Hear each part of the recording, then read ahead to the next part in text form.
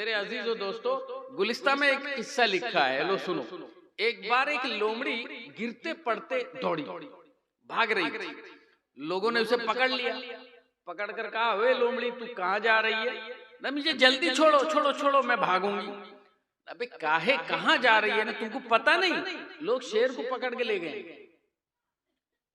ये गुलिस्ता में लिखा हुआ है। तुम्हें पता नहीं कि शेर को जो है लोग पकड़ के ले गए न? शेर को पकड़ के ले गए हैं तो तेरा क्या गया? शेर निस्बत खाकरा बाल में पाक। अरे भाई कहाँ आसमान का जमीन, शेर शेर है, तू लोमड़ी है, उसको पकड़ लिए तो तेरा क्या बिगड़ता है? न तुम्हें पता नहीं, अगर लोगों को पता चल जाए कि ये भी शेर की तरह देखने में लगती है तो कहीं मुझे शेर का बच्चा समझकर अगर पकड़े तो किरा मुखलिस, कौन मुझे छुटाएगा? कौन मुझे इस गम से छोड़ा निजात दिलाएगा? कोई है नहीं ना। अच्छा तो फिर इतना चापलूसी काहे करती है?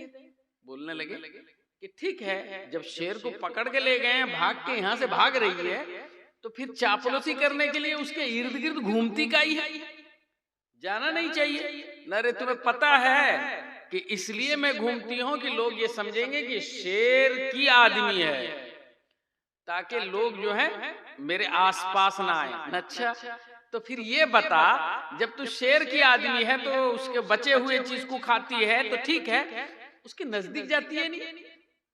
चेरा नजदीक तर न आई, काहे के लिए तू नजदीक नहीं जाती है? नार के जान वो करता है। वो बोली कि मेरा क्या जान वो करता है, भूखा रहेगा किस वक्त मुझे भी लुकमा बना लेगा, मुझे ये भी डर है। तो आजकल जो बबांगे धूल डींगे मारते हैं जो लोग हमारे, कि भला उनको मुंह के सामने कर दूंगा। बहादुर है तो मुंह के सामने बोल, फिर तेरा तबड़ा गर्म ना हो जाए, फिर देखे, फिर बस्ती में तेरे नाम में इंसाफ पंच न खड़ा हो जाए तो फिर तू देख। मेरे अजीजों दोस्तों, अर्ज करने का मंशा और मकसद सिर्फ और सिर्फ ये है कि आदमी हमेशा प्रॉफिट में रहता है, बेनिफिट कमाता है, फायदा मंद रहता है, उसे हर व्यापार में फायदा होना चाहिए। लेकिन ये एक ऐसा व्यापार है जिस व्यापार में अगर देखोगे तो नुकसान ही नुकसान है, नुकसान ही नुकसान है। इसलिए कि पता ही नहीं कि गुनाह है कि नहीं है। मैं जो जुबान से कह रहा हूं पता नहीं ये गुनाह है कि नहीं है, और इधर उसको गुमान है कि नहीं साहब मैं ठीक कह रहा हूं, बस्ती का सरदार हूं, मैं जो बोलूंगा वो सही है। लेकिन यो सही के ज़िम्न में सब गलत होते हुए जा रहा है, उसका नाम है अमाल गुनाहों से पुर होता हुआ जा रहा है, उसे पता भी नहीं। हदीस पाक में है कि बसा औकात इंसान के सामने जब क़यामत के दिन उसके गुनाह पेश किए जाएंगे, हक्का बक्का होकर रह जाएगा, कहेगा ये भी किया था, मैं ऐसा भी किया था, मैं ऐसा भी किया था। मेरे अजीजों दोस्तों, मेरे अर्ज करने का मंशा ये है कि कम से कम हमारे नामे आमाल में गुनाह कोई कम है नहीं। आंख है, गुनाहों की पुतली है, सुबह से उठते हैं, गलत जगह को देखते हैं, गलत चीज को तरफ तवज्जो करते हैं। अगर आप कहोगे नहीं साहब हम बुजुर्ग हैं, घर से निकलते नहीं, तो मोबाइल तो आपके पास है ना, वो जो टैबलेट, वो टैबलेट में जो आप जो टप टप मारते हैं वो सब क्या निकलता है मेरे अजीजों? वो क्या गुनाह नहीं? इसको कहते हैं गुनाह है बेलज्जत। एक गुनाह वो है जो लज्जत वाला है, मजा आता है, और एक गुनाह है जिसमें लज्जत ही मिलते नहीं, लेकिन गुनाह ही गुनाह, बड़ा गुनाह उसके नाम आमाल में लिख दिए जाता है। मेरे अजीजों दोस्तों, ये वो गुनाह है जिसमें लज्जत, ना खुदा ही मिला, ना वैसाले सनम, न इधर के रहे न उधर के रहे, कोई किस्म का फायदा नहीं, लेकिन नाम आमाल गुनाहों से पुर होता हुआ चला जा रहा है। मेरे अजीजों दोस्तों, कोई दावा ये नहीं कर सकता कि नहीं साहब हम गुनहगार नहीं है, गुनहगार सभी हैं। तो पता ये चला कि हमारे नामे आमाल में गुनाह कोई कम नहीं है, जो हम जानबूझकर एक नए गुनाह को दावत दे, नए गुनाह की तरफ हम माइल हों। ये सच है या नहीं है? बोलो मेरे भाई। तो मेरे अजीजों दोस्तों, तो कम से कम नमाज तो हमसे होती नहीं, रोजा तो होता नहीं, हज छोड़ो, दौलत का चक्कर, बड़े बड़े मालदारों को देखा हज फर्ज है मगर करते नहीं, ज़कात देने के लिए दिल जो है घुटपुट घुटपुट होता रहता है, कम जाएगा। तो ये जो फराइज है इनमें तो हमारा अमल है ही नहीं। बकिया रहा नफलियात, नफलियात से तो हम कोसों दूर है। कोई अगर हमें बुलाता है आओ मस्जिद की तरफ, तो हम पहले कहते हैं मेरे जरा उधर काम, भागते हैं। तो नफलियात से भी दूर, फर्जियात फर्ज जो है फराइज है उससे भी हम दूर। हर एतबार से हम दूर, लेकिन अगर देखा जाए दूसरों की मामलतकारी में हम आगे, सीना फुला के आगे खड़े हैं, शान अपनी हम दिखाते हैं।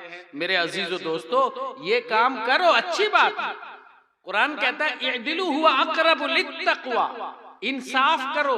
इंसाफ तकवा है, बेहतरीन तकवा है।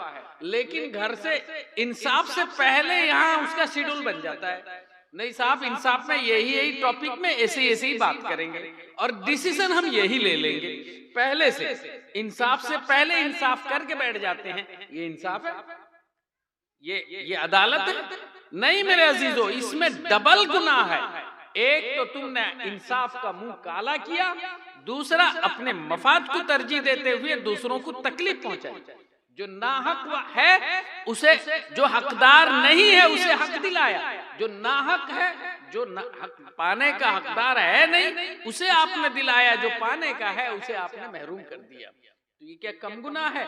अगर खुदा ना खास्ता आपके बच्चे, आपकी औलाद, आने वाली नस्ल इसी को अपना, आपको इसी अंदाज के आपको फॉलोअर समझ ले, आपके रास्ते पे चल पड़े, तो फिर याद रखना मरने के बाद भी कब्र में भी लेते रहो, फुर्सत वहां भी मिलेगी। तो बड़ा बड़ा जखीरा यहां से चलेगा, जिसे मौलमाए कराम तकरीर करते हुए कहते हैं ना, क्या है? सवाबे जारिया।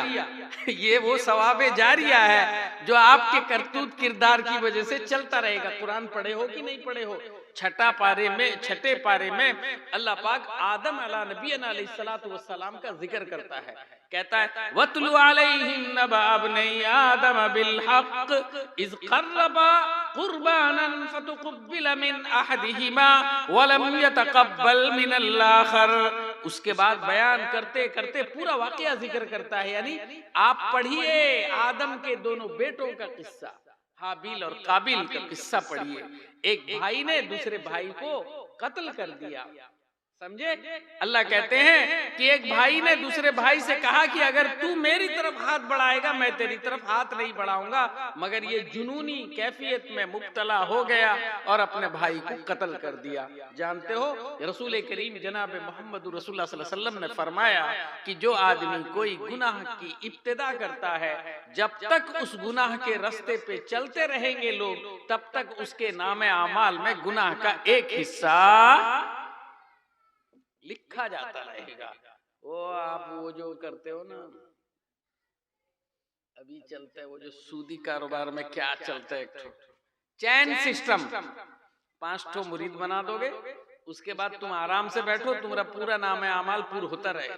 जितने बढ़ते रहेंगे उसमें नामे आमाल पूरा होता रहेगा। ये क्या है? क्या है? एक साहब मुझसे पूछने लगे कि जनाब बिजनेस जो है सूद वही है, एक ही चीज है? क्योंकि सूद में भी बढ़ोतरी है, बिजनेस में भी बढ़ोतरी है, फिर क्या बात है? मैं कहा भाई ये तो अल्लाह ताला का फरमान है, मैं उनसे पूछ के बताऊंगा, तुम जरा सब्र करो। अल्लाह ताला कुरान करीम में क्या कहता है? अहल्लल्लाहुल बैअ व हर्रमर रिबा। इस बढ़ोतरी को अल्लाह ताला ने हलाल किया है, उस बढ़ोतरी को अल्लाह ताला ने हराम किया है। वजह जान के क्या करेंगे?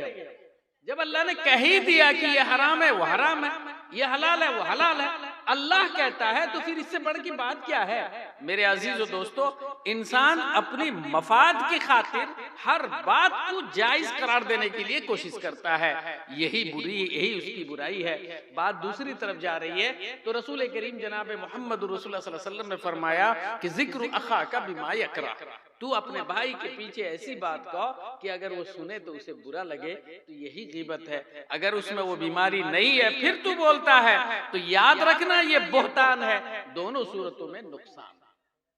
तो हम बोलेंगे काहे? अरे हम बोलेंगे काहे? अगर आपको लगे कि मेरी जान को खतरा है, आप बोलोगे? आपको लगे कि आपका व्यापार डूब जाएगा, आप वहां जाके खड़े होगे? बहाना करोगे, कोई ना कोई बहाना करके निकल जाओगे, लेकिन यहाँ सीना दिखाओ जहाँ गुनाह लेना। मेरे अजीजों दोस्तों, कुरान करीम में अल्लाह कहता है कि नमाज, रोजे, ज़कात। एक मिसाल आपको देता हूँ, बहुत बढ़िया मिसाल।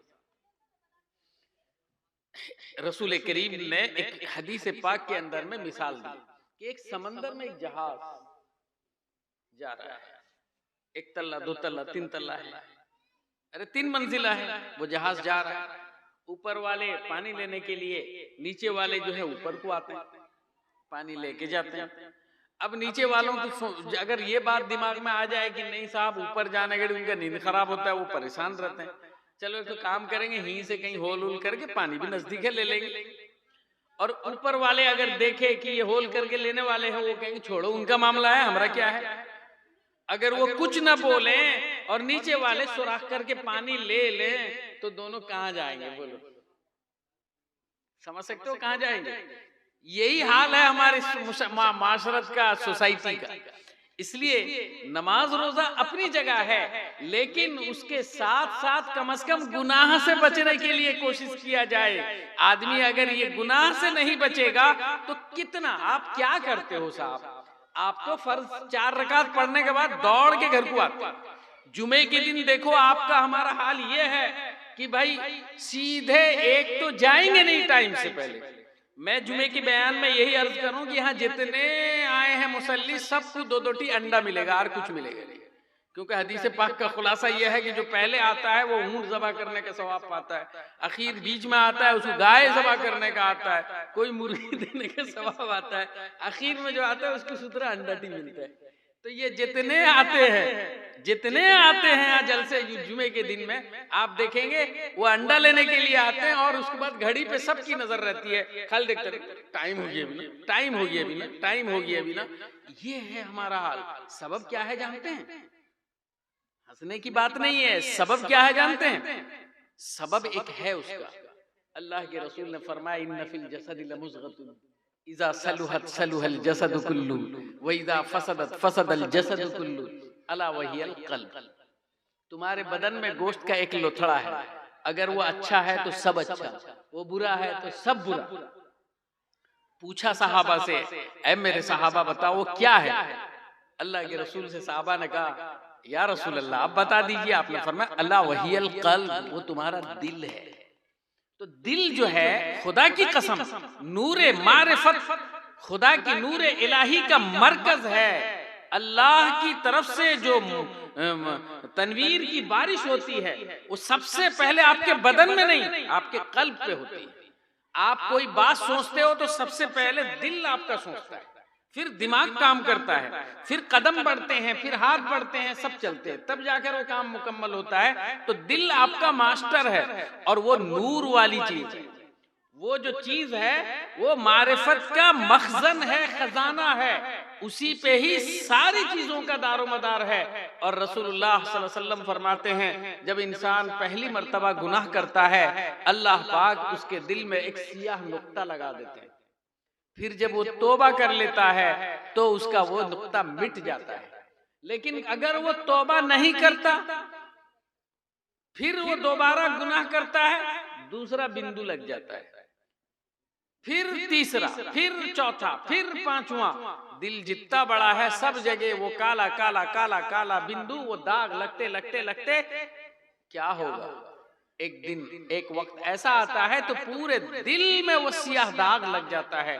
बरसात के दिन में जो बाइक चलाते हो आप लोग, उसके चक्के में क्या लगता है? वो जो रस्ट लग जाता है, रस्ट।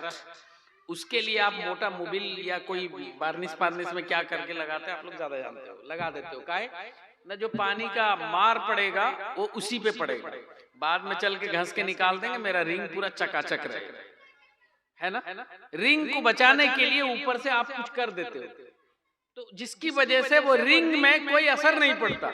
इसी तरह आपका जो ये दिल चमकीला दिल है, जो नूर मारिफत का खजाना है, इसके ऊपर जब सियाह दाग पड़ जाते हैं और पूरा दिल को वो कब्जा कर लेते हैं, उसके ऊपर में जितनी भी बारिश नूर मारिफत की होगी मेरे खुद भाइयों, टोटल असर ही नहीं करेगी।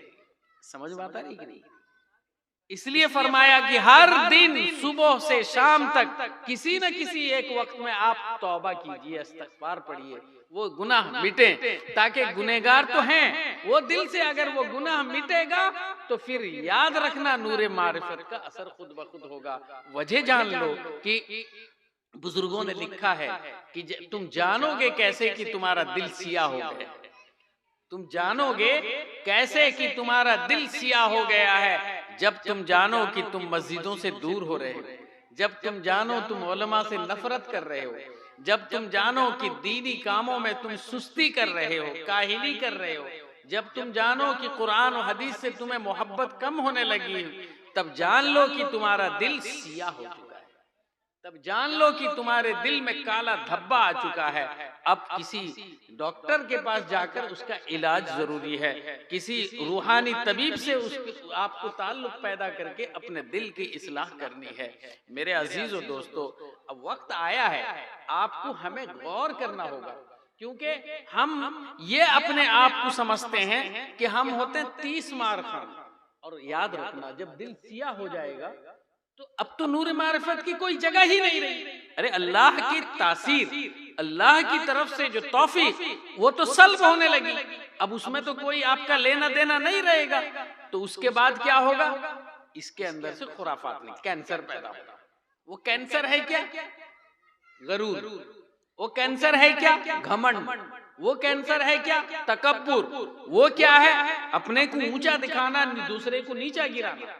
वो क्या है? मैं, अना, घमंड, गुरूर में चूर रहेगा, सरमस्त होकर वो शैतान बनकर घूमता रहेगा। ये होगा। इसलिए मेरे अजीजों